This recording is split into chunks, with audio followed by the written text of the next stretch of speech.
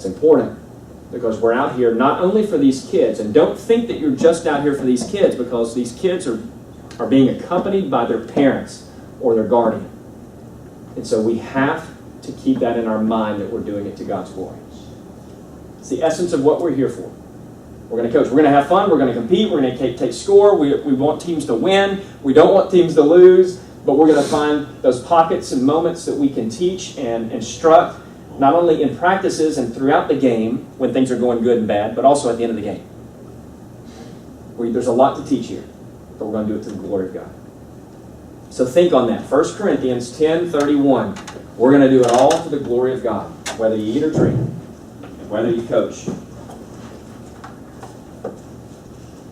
That's kind of a quick introduction to what we're doing here. My name is Clark Fitzgerald.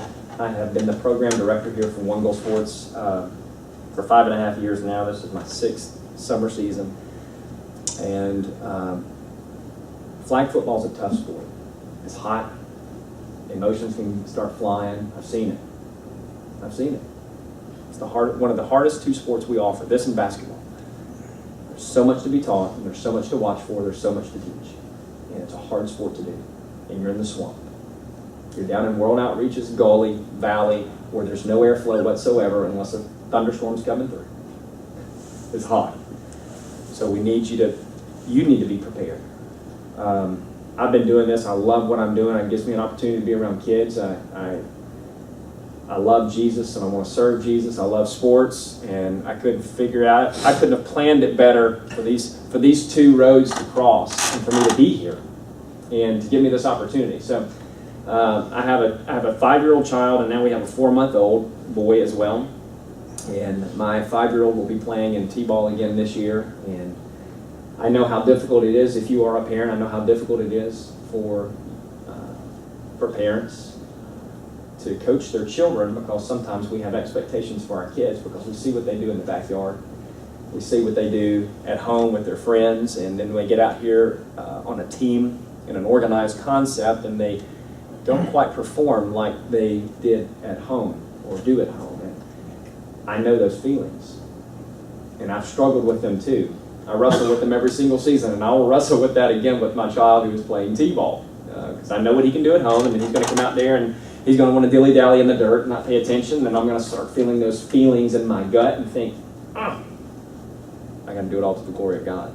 I've got to figure out how to harness this, because one thing that I do not want you to do is I do not want you to treat your child any differently than you would treat any other player on your team.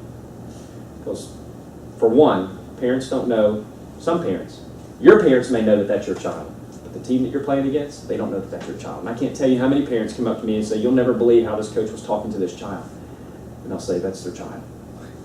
And then as soon as I say that, then I say, but still that's no excuse for them to do that. So I don't want you to treat your child any differently you're going to treat anybody else. You coach the kids, you love the kids, you serve the kids, you lift these kids up, you do whatever you can to build these kids up. We don't know the kind of background that some of these kids have. We don't know what their home life looks like. You don't either. So when you've got a child on your team, and you may have one, who doesn't make a series of practices, maybe doesn't show up for a couple of games, and you've tried calling the parent's not replying to you, email or phone, don't write them off. You don't know what's going on at home. Because I guarantee you this, if the child could drive themselves to the practices and games, they'd probably be there. But since they can't drive, they have to rely on the parents or guardian to get them there. So you show them as much love and as grace, and you extend as much mercy to them as you possibly can, as those who are even showing up on a regular basis. Hard to do? Yeah. But it needs to be done. Because we don't know. So, again, back to me. I like to swerve off. But anyway, I love what I do.